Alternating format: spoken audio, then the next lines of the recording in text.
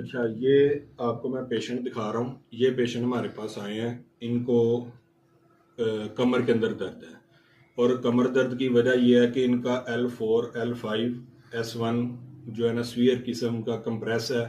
L4 और L5 पे disc bulge है।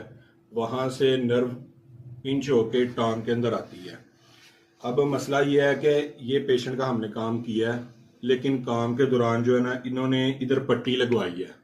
काम कर रहे थे, मसल को रिलैक्स किया है, सॉफ्ट किया है, स्पाइन को हमने नरम किया है तो ताकि नर्व कंप्रेशन बेहतर हो। ये पहले से बेहतर था, लेकिन अभी ये मैंने पेशेंट का मैंने देखा 3-4 दिन नरम था, तो फिर मैंने देखा कि ये सख्ती आई हुई है, स्टिफनेस आई हुई है। इधर दिखाएं जरा। मैंने देखा कि ये क्या वजह कि क्यों स्टिफनेस आई है। मैंने हिस्ट्री लिया, पेशेंट ने इस जगह पर पट्टी लगवाई है।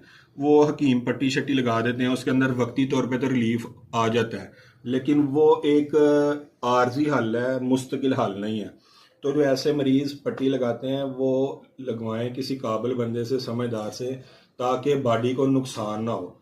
अगर तो नुकसान होना फिर उसका फ़ायदा कोई नहीं है। तो ऐसी हम पट्टियां लगवा सकते हैं, लेकिन ये जो कमर दर्द पे हम पैचेस लगाते हैं, गर्म पट्टी लगवाते हैं या मुख्तलिफ दवाइयाँ लगा कर आते हैं, ये कोई बहुत ज़्यादा फ़ायदेमंद नहीं होती। वक्ती तौर पे दर्द को रोक सकते हैं, लेकिन मसले का हल नहीं होता। तो कोशिश ये किया करें कि जब भी ऐसा कोई काम हो, अपने आर्थोपेडिक डॉक्टर, न्यूरोलॉजिस्ट या फिर फिजियोथेरेपिस्ट के मशवरे से किया करें। अगर खुद से आप ऐसा कोई काम करेंगे तो आपको नुकसान होगा।